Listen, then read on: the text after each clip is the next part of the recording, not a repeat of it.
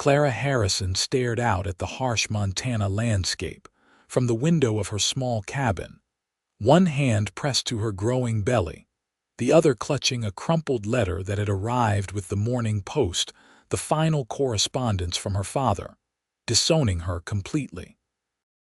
April 1876 had brought more than spring flowers to Fort Benton.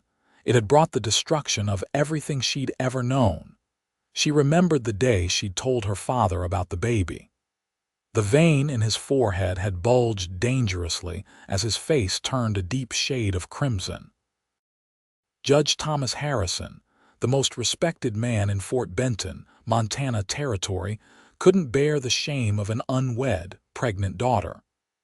"You have disgraced this family," he had roared, slamming his fist on his mahogany desk. "No daughter of mine would behave so wantonly. You will not remain in this house another night."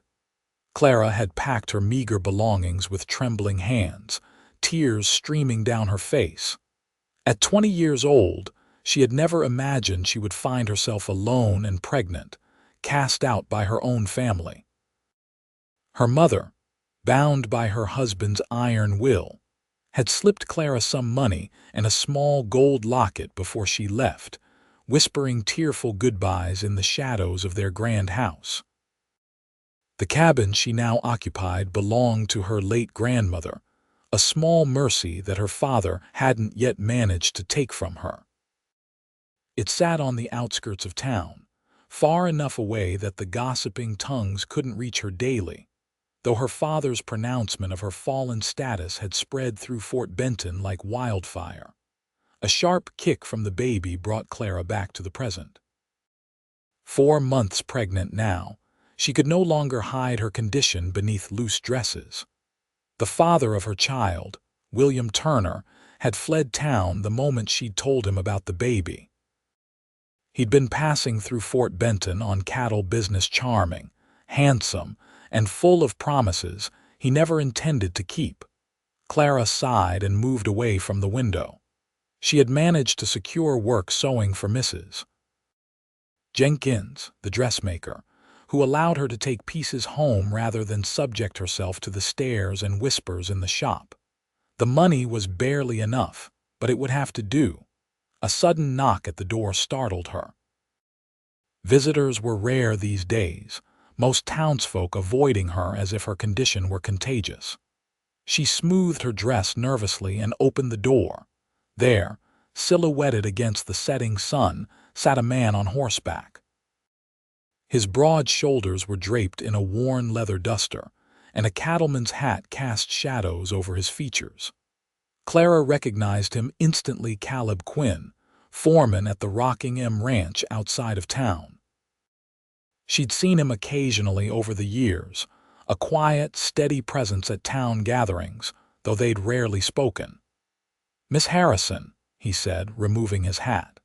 His voice was deep and smooth like river stones. His blue eyes were clear and direct, meeting hers without a hint of judgment. "Mr. Quinn," she replied cautiously. "What brings you here?"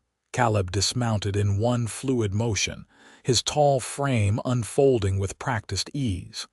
He stood before her, hat in hand, the wind ruffling his sandy brown hair. "May I come in? What I have to say shouldn't be said on a doorstep." Clara hesitated, then nodded, stepping back to allow him entry. Her cabin was small but neat, a main room with a stone fireplace, a tiny bedroom partitioned off to one side, and a simple kitchen area. She gestured to one of the 2 chairs at her small table. "Would you like some coffee?" she asked, falling back on the hospitality ingrained in her since childhood. "No, thank you, madam." Caleb sat, placing his hat on the table.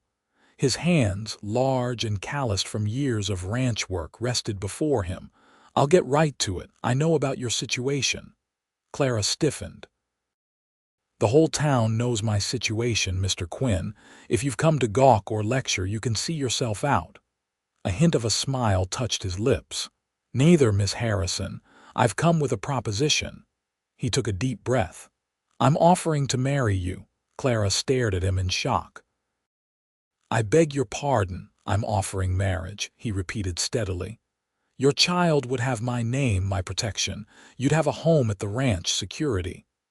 "But why?" Clara stammered, her mind struggling to comprehend his offer. "We barely know each other." Caleb's gaze was unwavering. "I've known you longer than you might think, Miss Harrison. I've watched you grow up in this town. I've seen your kindness to others, your strength, when I heard how your father treated you." His jaw tightened. No one deserves to be abandoned that way. "So this is pity?" Clara asked, anger flaring. "No, madam," Caleb said firmly. "It's respect, and maybe something more given time." He stood and moved toward her, stopping a respectful distance away. "I won't pretend to romantic notions, Miss Harrison. I'm a simple man. But I can promise you this: I'll be a good husband to you and a father to your child." Clara's heart hammered in her chest. "Mr. Quinn, I appreciate your offer, but I can't accept. I won't trap you in a marriage of convenience." "It's not a trap if I'm walking into it with open eyes," he countered. He paused, then added quietly, "The choice is yours, Clara. I'm not your father or William Turner. I won't force you or abandon you. I'm simply saying I choose you." Those 3 words, so simple, yet so profound, sent a tremor through Clara's heart. In a world that had rejected her, here stood a man offering acceptance. "I need time to think," she whispered. Caleb nodded, reaching for his hat. "Of course. I'll call again in 3 days' time." He moved to the door, then turned back. "Whatever you decide, you're not alone anymore." After he left, Clara sank into her chair, overwhelmed by his unexpected proposal. Marriage to Caleb Quinn would solve her immediate problems: the whispers, the financial struggles, the burden of raising a child alone. But could she marry a man she didn't love? As darkness fell, Clara lit a lamp and tried to sort through her tumultuous thoughts. She barely knew Caleb Quinn, yet there was something undeniably solid about him, a steadiness she'd never sensed in William. But was that enough to build a life upon? 3 days passed in a blur of uncertainty. Clara alternated between accepting his offer and refusing it. By the time she heard hoofbeats approaching on the 3rd day, she still hadn't made a decision. Caleb dismounted and approached her door with the same quiet confidence he'd shown before. This time, he carried a small bundle under his arm. "Miss Harrison," he greeted her, hat in hand. "Mr. Quinn, please come in." They sat at her table, the afternoon sun streaming through the window. "I've brought something," he said, unwrapping the bundle. Inside was a beautifully carved wooden cradle small enough to fit beside a bed. "I made it myself. Whether you accept my proposal or not, it's yours." Clara ran her fingers over the smooth wood, touched by the unexpected gift. "It's beautiful," she whispered. "Thank you." "Have you thought about my offer?" he asked directly. Clara met his gaze. "I have. I'm still not certain it's the right thing for either of us." Caleb nodded. "I understand your hesitation. Maybe it would help if I told you why I'm really here." He took a deep breath. "My mother was in a situation similar to yours many years ago. She was alone, pregnant, cast out by her family. No one offered her help. She died giving birth to me alone, afraid." His voice grew rough with emotion. "I was raised by a neighbor woman who took pity on me. I grew up knowing I existed because my mother was brave enough to choose life for me, even when it cost her everything." Clara's eyes filled with tears. "I'm so sorry, Caleb. I don't tell you this for pity," he said firmly. "I tell you so you understand. When I heard about your situation, I couldn't stand by and do nothing, not when I could offer a solution." "But marriage is a lifetime commitment," Clara said. "What if you meet someone you truly love?" Caleb looked at her steadily. "I believe love can grow, Clara, from respect, from kindness, from shared purpose. I'm not asking for your heart today. I'm asking for a chance to earn it." In that moment, something shifted inside Clara. The practical arrangement Caleb offered began to look less like a business transaction and more like a foundation upon which something real might be built. "If I accept," she said slowly, "I would need certain assurances. This would be a real marriage, not just in name. The child would be raised as yours, with no distinction or mention of its true parentage." "I would have it no other way," Caleb replied firmly. "And if it doesn't work between us, if we find we cannot live together peacefully, then we would face that together like any married couple. But I promise you this: I don't abandon my responsibilities. Ever."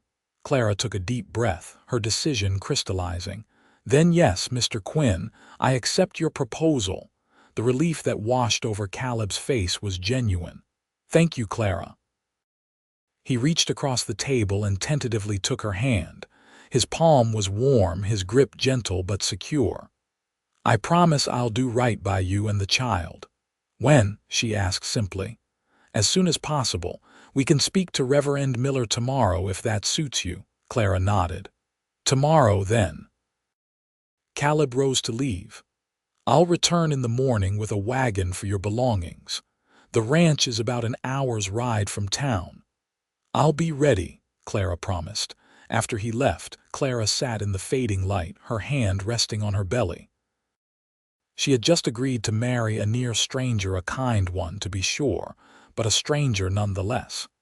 Yet somehow, the decision felt right in a way she couldn't explain. The next morning dawned clear and bright.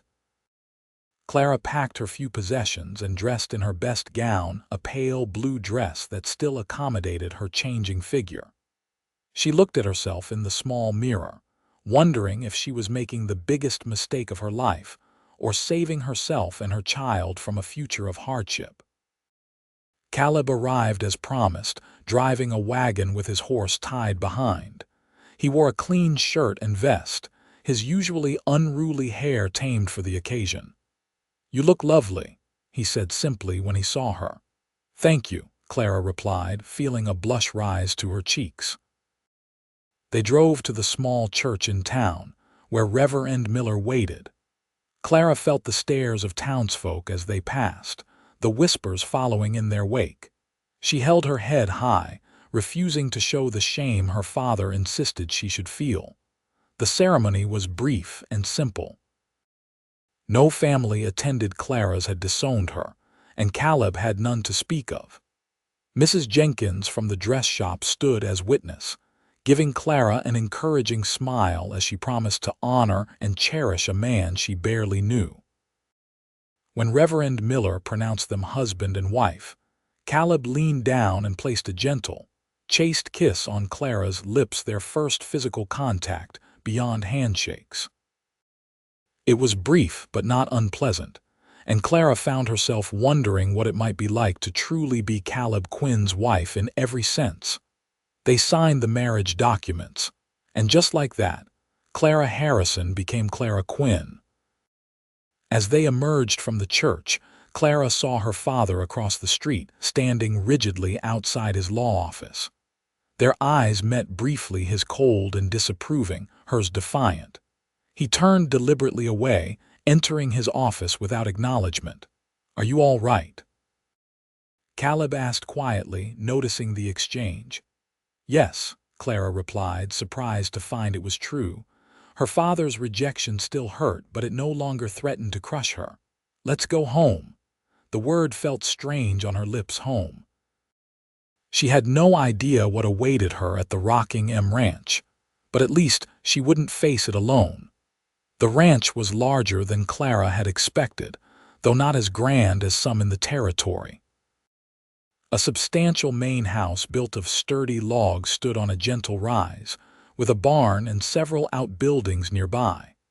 Cattle grazed on the surrounding grassland, and distant mountains formed a majestic backdrop. "It's beautiful," Clara said as they approached.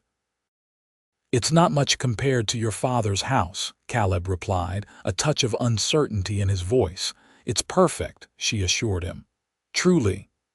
As they pulled up to the house, an older woman emerged from the front door, wiping her hands on an apron. That's Mrs. Hollister, Caleb explained. She's been the housekeeper here since before I became foreman. She lives in the small cabin behind the main house. Mrs. Hollister was a sturdy woman with silver-streaked hair and kind eyes that crinkled at the corners when she smiled. "Welcome, Mrs. Quinn," she said warmly. "It's about time this house had a proper mistress." "Thank you," Clara replied, touched by the genuine welcome. "Please call me Clara." "And I'm Martha," the woman replied. "Come inside. I've prepared a meal to celebrate." The inside of the house was clean and well-maintained, if somewhat sparse in decoration. A large main room served as both parlor and dining area, with doors leading to what Clara assumed were bedrooms. The furniture was solid and practical, built for durability rather than show. "I hope it meets with your approval," Caleb said, watching her closely. "You can change anything you like." "It's lovely," Clara assured him. "It just needs a woman's touch." They shared a simple but delicious meal of roast chicken, potatoes, and fresh baked bread. Martha kept the conversation flowing, regaling Clara with stories about the ranch and its operations. Caleb spoke little but watched Clara with attentive eyes, as if trying to memorize her every expression. After dinner, Martha excused herself to her cabin, leaving the newlyweds alone for the first time. An awkward silence fell between them. "I've prepared the main bedroom for you," Caleb said finally. "I'll take the small room off the kitchen for now." Clara looked at him in surprise. "But we're married." Caleb's expression was gentle. "In name, yes. But I meant what I said, Clara. I won't rush you into anything you're not ready for. We have time to get to know each other properly." A complicated mix of relief and something like disappointment washed over Clara. "Thank you for your consideration," she said quietly. "I'll show you to your room," he offered. "You must be tired after such an eventful day." The main bedroom was spacious, with a large bed covered in a handmade quilt. A chest of drawers and a small vanity completed the furnishings. Clara noticed fresh wildflowers in a jar by the window, a thoughtful touch that must have been Martha's doing. "I'll bring in your things," Caleb said, excusing himself. Alone, Clara ran her hand over the quilt, trying to absorb the reality of her new situation. By this time tomorrow, the whole territory would know she had married Caleb Quinn. What would they think? That she had trapped him, that he had taken advantage of her desperate situation. When Caleb returned with her trunk, she was sitting on the edge of the bed, lost in thought. "Is everything all right?" he asked. "People will talk," she said bluntly. "They'll say terrible things about both of us." "Let them talk," Caleb replied, setting down her trunk. "What matters is what happens in this house between us." Clara looked up at him, struck again by his quiet strength. "Why did you really marry me, Caleb? The truth." He considered her question carefully.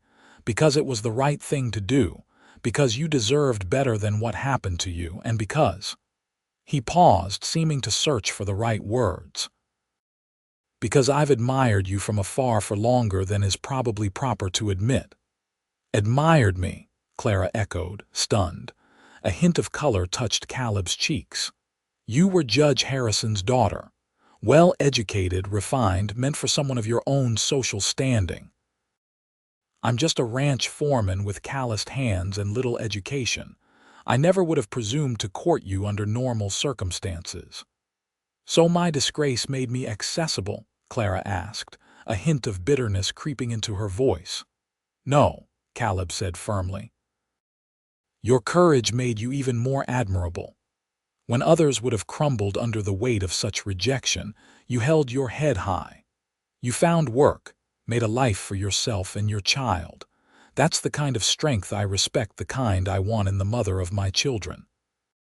His words touched something deep inside Clara, a place that had been bruised by William's abandonment and her father's rejection. "I don't know what to say." "You don't have to say anything," Caleb replied. Just know that while this marriage may have unusual beginnings, my respect for you is genuine." He bid her good night and left her to settle in, closing the door quietly behind him. Clara unpacked her few belongings, placing her mother's locket on the vanity. As she prepared for bed, she caught sight of her reflection in the mirror. Clara Quinn now, no longer Clara Harrison. The woman who stared back at her looked the same, yet somehow different. Less afraid, perhaps. That night, in a strange bed in a strange house, Clara slept more peacefully than she had in months. The following weeks brought a gradual adjustment to ranch life.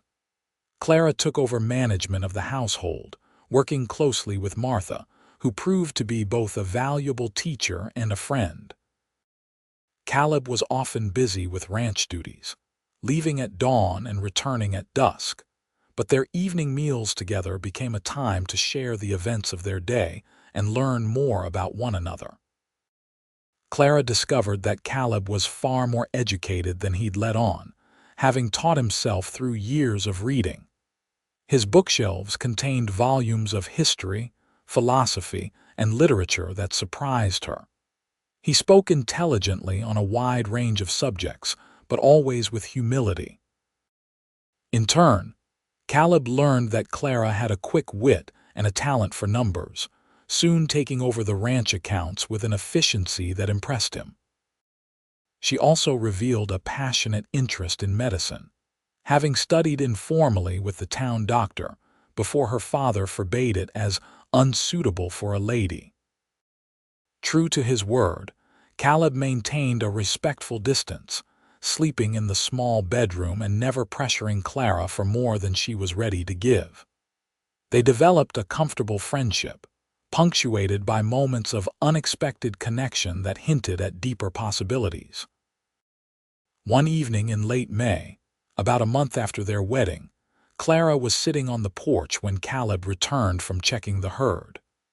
The sunset painted the sky in brilliant oranges and pinks, casting a golden glow over the landscape. "Beautiful evening," Caleb remarked, settling into the chair beside her. "It is," Clara agreed. Her hand rested on her growing belly where the baby had been particularly active all day. Caleb noticed her movement. "Is the little one giving you trouble?" Clara smiled. "Just making his or her presence known. Would you like to feel?" The question surprised them both. It was the first time Clara had invited such intimate contact. Caleb hesitated, then nodded. "If you don't mind." Clara took his hand and placed it on the side of her belly. For a moment, nothing happened, then a strong kick pressed against his palm. Caleb's face transformed with wonder. "That's amazing," he whispered. "It is, isn't it?" Clara agreed, watching his reaction. Their eyes met, and something shifted between them, a current of connection that transcended their practical arrangement. Caleb's hand lingered for a moment longer than necessary before he withdrew it. "Thank you," he said simply.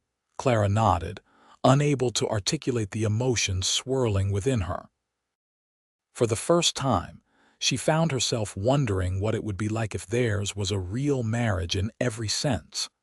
The following day brought an unexpected visitor to the ranch. Clara was hanging laundry in the yard when she heard the sound of an approaching buggy. Shielding her eyes against the sun, she recognized her mother's slender figure seated beside the driver from the livery stable. Clara's heart leaped into her throat. She hadn't seen or heard from her mother since the day her father had cast her out. Margaret Harrison climbed down from the buggy with the driver's assistance, paid him, and sent him away, making it clear she intended to stay for a while. She stood uncertainly, looking at Clara with eyes full of emotion. "Mother," Clara said, stepping forward. "My darling girl," Margaret replied, her composure breaking as she rushed to embrace her daughter. "I've missed you so much." They clung to each other, tears flowing freely. When they finally separated, Margaret held Clara at arm's length, examining her. "Look at you," she said, her gaze lingering on Clara's prominent belly. You're blooming." "I'm well, Mother," Clara assured her. "Very well, in fact, but how are you here?" "Father, your father is in Helena on business for 3 days," Margaret explained. "It's the first chance I've had to come without his knowledge. I couldn't bear another day without seeing you." Clara led her mother into the house, where Martha discreetly made herself scarce after preparing tea. "So this is where you live now," Margaret said, looking around the comfortable but modest main room. "With Mr. Quinn." "Caleb," Clara corrected gently. "He's been very kind to me, Mother." Margaret studied her daughter's face. "Is it a real marriage, Clara? Do you care for him?" Clara considered the question carefully. "It's becoming real," she said finally. "I respect him greatly. He's a good man, honorable, hard-working, intelligent. The rest is growing." "I worried you might have married in desperation," Margaret admitted. "Perhaps I did," Clara acknowledged. "But I find myself grateful for that desperation every day. It led me to Caleb." Margaret's eyes filled with tears again. "I'm so sorry, Clara. I should have stood up to your father. I should have protected you." "You did what you could," Clara said gently. "I understand the position you were in." "No," Margaret said firmly. "I was a coward, but I won't be any more. I've brought you something." She reached into her reticule and withdrew an envelope. "My inheritance from my grandmother. I've had it in safekeeping all these years. Your father doesn't know about it." Clara opened the envelope to find a substantial sum of money. "Mother, I can't accept this." "You must," Margaret insisted. "For the baby, for your future. I failed you once, I won't fail you again." Clara hugged her mother tightly. "Thank you not just for this, but for coming today." They spent the afternoon catching up, Margaret sharing news of the town while Clara told her about ranch life. When Martha announced that Caleb would be returning soon for supper, Margaret prepared to leave. "Will you tell Father you saw me?" Clara asked as they stood by the waiting buggy. Margaret straightened her shoulders. "Yes, I believe I will. It's time I found my voice again." She touched Clara's cheek tenderly. "You've shown such courage, my daughter. Perhaps it's time I followed your example." After her mother left, Clara felt both uplifted and concerned. She worried about the confrontation that would inevitably occur between her parents when her father returned from Helena. Caleb found her still deep in thought when he returned. "Martha told me your mother visited," he said carefully. Clara nodded. "She came while Father was away on business." "It was good to see her. Are you all right?" he asked, noting her pensive expression. "I'm worried about what will happen when my father returns," Clara admitted. "Mother plans to tell him she came here." Caleb's jaw tightened. "Your father has no right to control her actions." "No, but that's never stopped him before," Clara sighed. "I fear what he might do." "If he causes trouble, we'll handle it together," Caleb promised. "You're not alone anymore, Clara." His reassurance warmed her heart. That evening at supper, their conversation flowed more easily than ever before, and Clara found herself laughing at Caleb's dry observations about the ranch hand's antics. She caught him watching her several times, his expression softening whenever their eyes met. That night, as Clara prepared for bed, she made a decision. Gathering her courage, she left her bedroom and walked to the small room off the kitchen where Caleb slept. She knocked softly. "Caleb, may I come in?" There was a brief pause before he answered, "Yes, of course." Clara opened the door to find him sitting on the edge of his narrow bed, a book open beside him. He wore only trousers and an undershirt, his feet bare on the wooden floor. He stood when she entered, clearly surprised by her presence. "Is something wrong?" he asked. "No," Clara said, suddenly nervous. "I've been thinking about us, about our arrangement." Caleb waited, his expression carefully neutral. "When we married, you said you believed love could grow from respect and kindness," Clara continued. "I've come to respect you greatly these past weeks, Caleb. And your kindness has never faltered." "I'm glad," he said quietly. Clara took a deep breath. What I'm trying to say is, I think I'd like to try being a real wife to you in every way. Caleb's eyes widened. Clara, are you certain? There's no rush. I meant what I said about giving you time. I know you did, she replied. That's part of why I'm sure. You've never pressured me, never made me feel anything less than respected. But I don't want to sleep alone anymore, and I don't think you should have to either. Caleb moved toward her slowly, stopping just within arm's reach. If we take this step, there's no going back, he said seriously. I won't have a marriage in name one day and in truth the next. It has to be all or nothing for me. I understand, Clara whispered. I choose all. Caleb reached out, tentatively touching her cheek. His hand was warm against her skin, and Clara leaned into his touch instinctively. May I kiss you, Mrs. Quinn? He asked, his voice husky. Yes, Mr. Quinn, she replied, a smile touching her lips. You may. Their second kiss was nothing like the brief, chaste one they had shared at their wedding. This was a real kiss, tender at first, then deepening as Caleb pulled her gently against him. Clara found herself responding with unexpected eagerness, her arms winding around his neck as the kiss continued. When they finally broke apart, both were breathless. Caleb rested his forehead against hers, his eyes closed as if savoring the moment. Come to bed, Clara whispered. Our bed. Hand in hand, they walked to the main bedroom.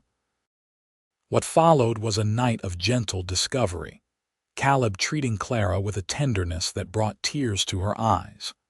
Her pregnancy required consideration, but they found their way together, forging a physical connection that echoed the emotional one that had been growing between them. Afterward, as they lay entwined, Caleb's hand resting protectively over her rounded belly, Clara felt a sense of peace she hadn't expected. This marriage of convenience had become something real, something precious. Caleb, she whispered, not sure if he was still awake. He murmured against her hair. Thank you for choosing me. He tightened his arm around her. Best decision I ever made. The following morning, Clara awoke to find Caleb already gone, the demands of the ranch calling him away at dawn as usual. But a wildflower had been placed on his pillow, a simple token that made her smile.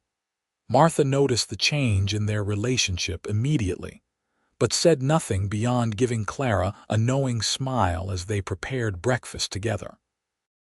The older woman had become something of a surrogate mother to Clara, teaching her the intricacies of ranch management and sharing wisdom accumulated over decades of frontier living. 3 days later, Clara was in the garden when she heard the sound of approaching horses.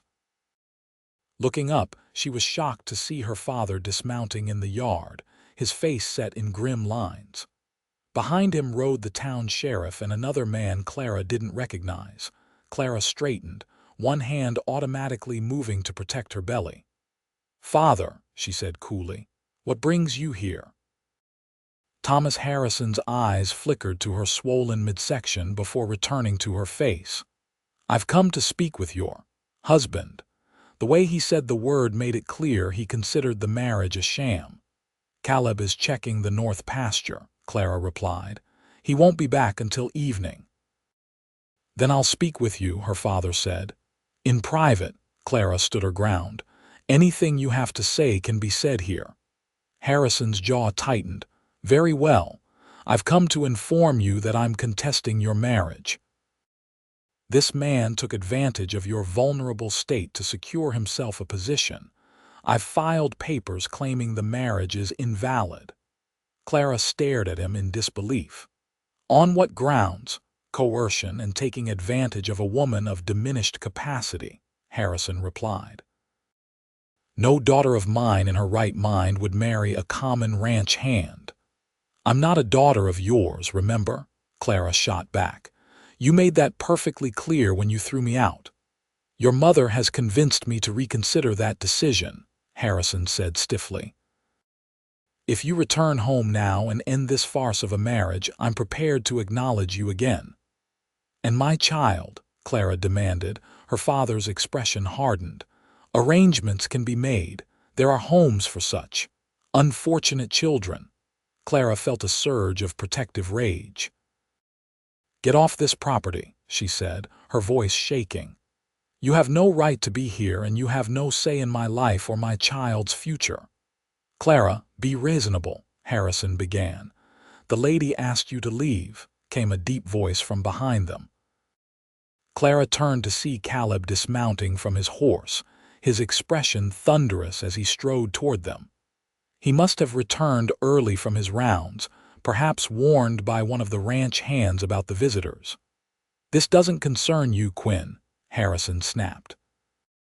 "My wife and child concern me very much," Caleb replied evenly, coming to stand beside Clara. He placed a protective arm around her shoulders.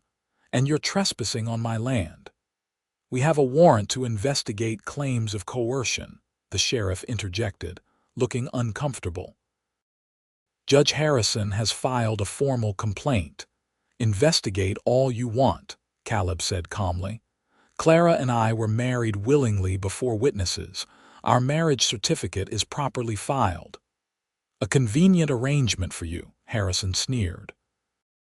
"Taking advantage of a fallen woman to secure yourself a position in society and eventual access to her inheritance." Caleb's arm tightened around Clara, but his voice remained steady. "Sir, I respect your position in this community, but I won't allow you to insult my wife or our marriage. Clara came to me with nothing but the clothes on her back and the child in her womb. I married her because I admired her courage and her strength.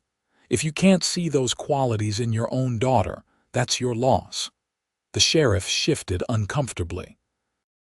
"Judge Harrison, I'm not seeing evidence of coercion here." "Of course not," Harrison spat. "She's been here for weeks, plenty of time for him to coach her." "Father, stop this," Clara pleaded. "Mother came to see me of her own free will. She knows I'm happy here. Why can't you accept that?" "Because this man is beneath you," Harrison exploded. "You were raised for better than this, to be the wife of a gentleman, not some dirt poor cowboy. Mr. Quinn owns this ranch free and clear." The unknown man spoke up suddenly. "And has substantial savings in the territorial bank. I can attest to that personally, as I'm the bank manager." Clara looked at Caleb in surprise. He had never mentioned owning the ranch. She had assumed he was just the foreman. Harrison appeared equally shocked. "What game are you playing, Quinn?" "No game, sir," Caleb replied. "I worked as a hand on this ranch for 10 years before buying it when the owner died 3 years ago. I kept my position as foreman because I believe in earning my way. I don't flaunt what I have, but I can provide well for Clara and our child." Clara felt a surge of pride in her husband, a man who measured his worth by his character, not his possessions. Harrison seemed momentarily at a loss for words. Finally, he turned to Clara. "Is this truly what you want? This life, this man?" Clara nodded firmly. "Yes, father, Caleb is a good man. He treats me with respect and kindness. Our child will be raised with love."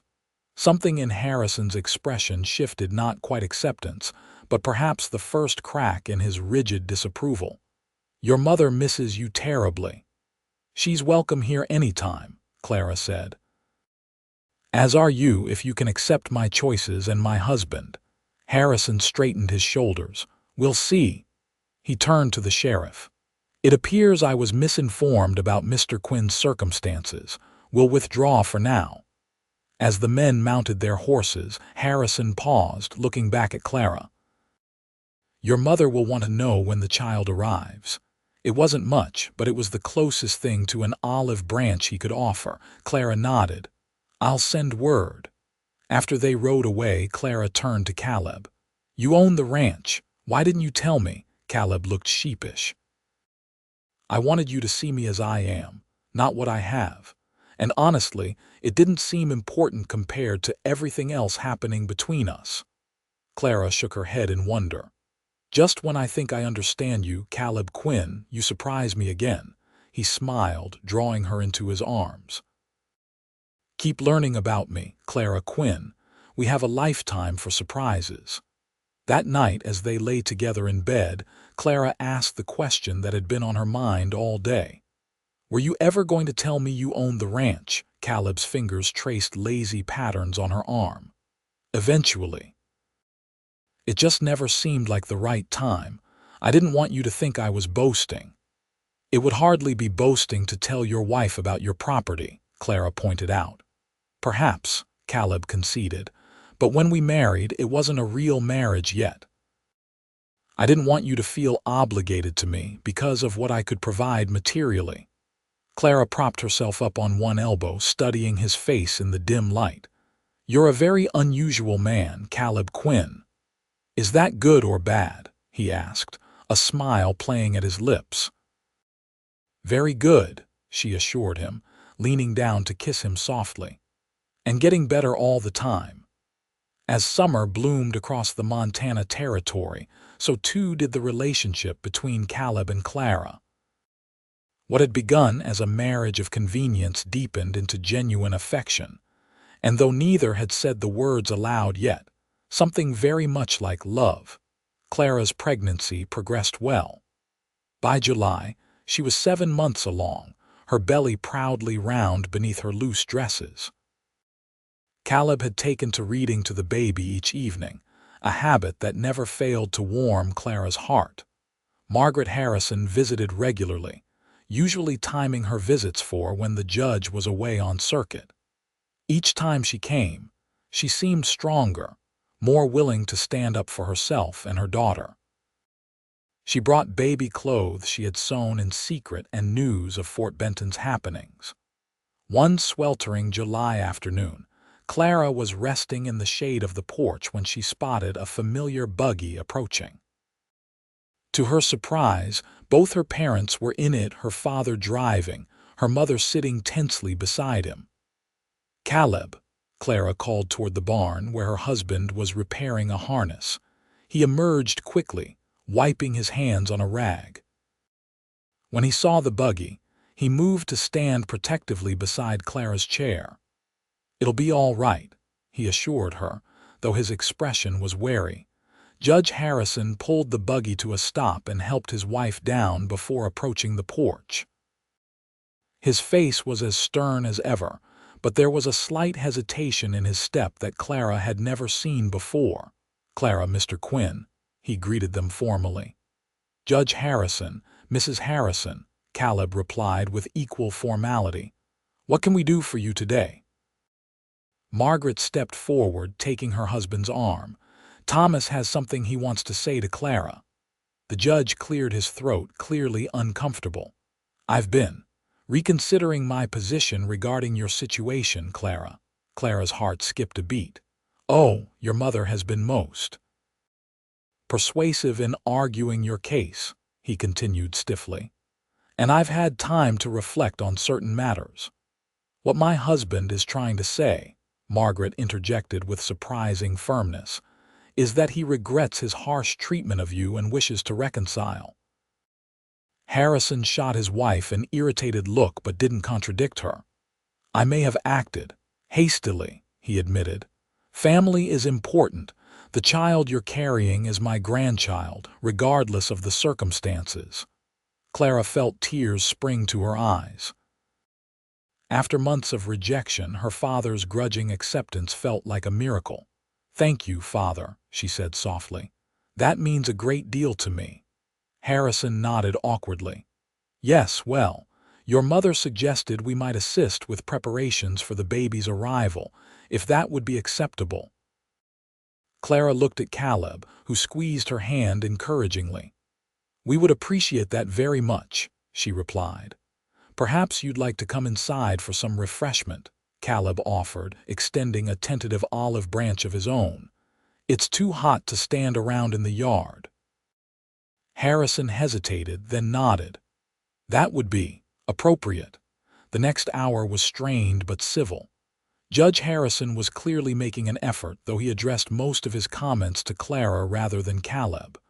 Still, it was progress Clara hadn't dared hope for. As they were preparing to leave, Harrison approached Caleb while Clara was showing her mother the nursery they had prepared. "Quinn," he said gruffly. "A word." Caleb nodded, following the older man onto the porch. "I won't pretend to approve of how this all came about," Harrison began. "But I can see that my daughter appears content here with you." "I'm doing my best to make her happy, sir," Caleb replied. Harrison studied him shrewdly. "Do you care for her?" "Truly," Caleb met his gaze without hesitation. "I love her, more than I thought possible when we married." "And the child is mine in every way that matters," Caleb said firmly. "I'll raise that baby as my own with all the love and protection I can provide." Harrison nodded slowly. "I misjudged you, Quinn. I still think Clara could have done better for herself, but perhaps not better for her happiness." He extended his hand. "Take care of my daughter and grandchild." Caleb shook his hand, recognizing the gesture for the significant concession it was. "You have my word, sir." After the Harrisons departed, Clara threw her arms around Caleb, overcome with emotion. "I never thought he would come around, not even a little." "Your mother is quite a force when she puts her mind to something," Caleb observed with a smile. "I can see where you get your strength." Clara laughed through her tears. "I think she's been finding her own strength these past months. Perhaps my situation gave her the push she needed to stand up to father." "Some good coming from difficult circumstances," Caleb mused. "Like us." Clara reached up to touch his cheek. "Very good indeed." August brought scorching heat and the final weeks of Clara's pregnancy. Dr. Reynolds from Fort Benton had agreed to attend the birth, with Martha serving as midwife until he could arrive. Clara grew increasingly uncomfortable as her due date approached, but Caleb's attentiveness never wavered. One night, as they lay in bed with the windows open to catch any breeze, Clara took Caleb's hand and placed it on her belly. "I think it's a boy," she said softly. "He kicks just like you do when you're dreaming," Caleb chuckled. "I kick in my sleep." "Sometimes," Clara confirmed with a smile. "Usually when you're dreaming about breaking horses, I think." "If it is a boy, what shall we name him?" Caleb asked. Clara hesitated. "I've been thinking about that." "Would you consider naming him Thomas after my father, as a gesture of reconciliation?" Caleb was quiet for a moment. "If that's what you want, Clara, though I can think of names I'd prefer." "What would you choose?" she asked curiously.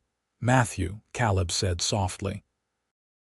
"It was my mother's father's name, the only family name I know." Clara felt a surge of tenderness. "Matthew Thomas Quinn, how does that sound?" Caleb smiled against her hair. "Perfect. And if it's a girl you choose," Clara said. "Elizabeth," he replied without hesitation. "After my mother." "Elizabeth Margaret," Clara suggested. "Agreed," Caleb said, sealing the decision with a kiss. 2 nights later, Clara woke in the dark hours before dawn, a sharp pain gripping her lower back. She gasped, clutching Caleb's arm. "It's time," she whispered when the pain subsided. Caleb was instantly alert, lighting the lamp beside the bed. "Are you certain?" Another contraction answered his question, making Clara grimace. "Very certain." Caleb sprang into action, helping Clara into a sitting position before pulling on his clothes. "I'll wake Martha and send one of the hands for Dr. Reynolds." The next hours passed in a blur of pain and waiting. Martha proved to be a capable and calming presence, while Caleb refused to leave Clara's side despite Martha's initial suggestions that men typically waited elsewhere during births. "I'm staying," he said firmly, holding Clara's hand as another contraction washed over her. Dr. Reynolds arrived mid-morning, by which time Clara's labor was well established. The doctor examined her, his expression reassuring. "Everything's progressing normally, Mrs. Quinn," he assured her. "First babies often take their time." By late afternoon, Clara was exhausted, her hair damp with sweat as she struggled through increasingly intense contractions. Caleb wiped her brow with a cool cloth, murmuring encouragement. "You're the strongest woman I know," he told her. "You can do this." As the sun began to set, Dr. Reynolds announced that it was time to push. Clara gathered her remaining strength, clinging to Caleb's hand as she worked to bring their child into the world. With a final, tremendous effort, Clara felt the baby slip free. A moment of silence was followed by a robust cry that filled the room. "Congratulations," Dr. Reynolds announced, lifting the squalling infant. "You have a son." Tears streamed down Clara's face as the doctor placed the tiny boy on her chest. He was red-faced and indignant, with a shock of dark hair like Caleb's. "Hello, Matthew," she whispered, running a finger over his cheek. Caleb leaned over them, his own eyes suspiciously bright. "He's perfect," he said, his voice rough with emotion. "Just like his mother, Doctor." Reynolds finished his work efficiently, pronouncing both mother and child healthy. Martha helped clean up, then discreetly left the new family alone. As twilight deepened outside their window, Clara and Caleb marveled at their son, the child that had brought them together in such unexpected ways. "I love you," Caleb said softly, the words coming naturally after being held back for so long. "Both of you more than anything in this world." Clara looked up at him, her heart so full it felt like it might burst. "And I love you, Caleb Quinn. Thank you for riding to my door that day and choosing me." He smiled, leaning down to kiss her gently. "Best choice I ever made." Matthew Thomas Quinn grew quickly, a robust baby with his mother's expressive eyes and his father's determined chin. Clara recovered well from the birth, soon resuming her duties around the ranch with the baby either in her arms or in the beautiful cradle Caleb had made. Word of the birth spread through Fort Benton, and visitors began arriving with gifts and good wishes. Most surprising was the ornate silver rattle that arrived by courier from Judge Harrison's office, accompanied by a brief note of congratulations in his formal hand.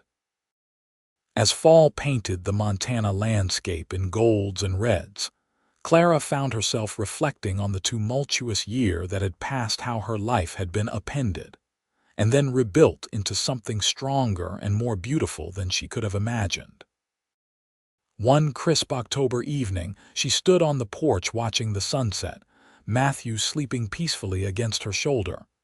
Caleb found her there, slipping his arms around both of them. "Happy?" he asked, his breath warm against her ear. "Completely," she assured him, leaning back against his solid chest. "And grateful. For everything that led me here, even the painful parts." "Me too," Caleb agreed, "though I still wish I could have spared you the pain." Clara turned in his arms, careful not to disturb the sleeping baby. "It brought us together. I wouldn't change a thing." Caleb kissed her then, tenderly at first, then with deepening passion. When Matthew stirred between them, they broke apart, laughing softly. "Let me put him down for a while," Clara suggested, a meaningful look in her eyes. "Then perhaps we could continue this conversation more privately." Caleb grinned. "I'll be waiting, Mrs. Quinn." That night, as they lay entwined in the afterglow of their lovemaking, Clara traced idle patterns on Caleb's chest. "I've been thinking," she said. "Doctor Reynolds mentioned that he's looking for someone to assist him in his practice, someone with an interest in medicine who could help with women's ailments in particular." Caleb propped himself up on one elbow, studying her face in the moonlight streaming through their window. "Are you interested in the position?" Clara nodded. "I've always been fascinated by medicine. Father thought it inappropriate for a judge's daughter, but I used to slip away to Dr. Reynolds' office whenever I could, just to observe and learn." "I think you'd be wonderful at it," Caleb said supportively. "But what about Matthew?" "I've spoken with Martha. She'd be happy to watch him for a few hours each day," Clara explained. and I could bring him with me sometimes as he gets older. Dr. Reynolds said many of his female patients would feel more comfortable with a woman present. Caleb smiled, brushing a strand of hair from her face. If it's what you want, you have my full support. You deserve to pursue your interests, Clara. His ready acceptance warmed her heart. Her father would never have considered allowing his wife or daughter to work outside the home, especially in a field as unsuitable as medicine. "Thank you for understanding," she said softly. "I married an extraordinary woman," Caleb replied. "I'd be a fool to try to keep her in an ordinary box." Winter came early that year, blanketing the ranch in pristine white. Clara had begun working with Dr. Reynolds 2 days a week, her natural aptitude for healing quickly earning the respect of both the doctor and his patients. Matthew thrived under Martha's doting care during Clara's absences, and Caleb often rearranged his schedule to spend time with his son. As Christmas approached, the Harrisons invited them to dinner, the first formal acknowledgement of their marriage in Fort Benton society. The evening was somewhat strained, but represented a tremendous step forward in healing the family breach. Judge Harrison even unbent enough to bounce Matthew on his knee, though he maintained a certain stiffness with Caleb. Margaret, however, had blossomed in her role as grandmother, and it was clear to Clara that her mother had found new strength in standing up for her daughter. Life settled into a rhythm of work and family, challenges and joys. The ranch prospered under Caleb's management, and Clara's work with Dr.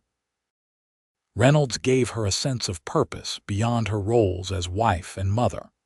When Matthew celebrated his first birthday in the summer of 1877, friends and neighbors gathered at the ranch for a celebration.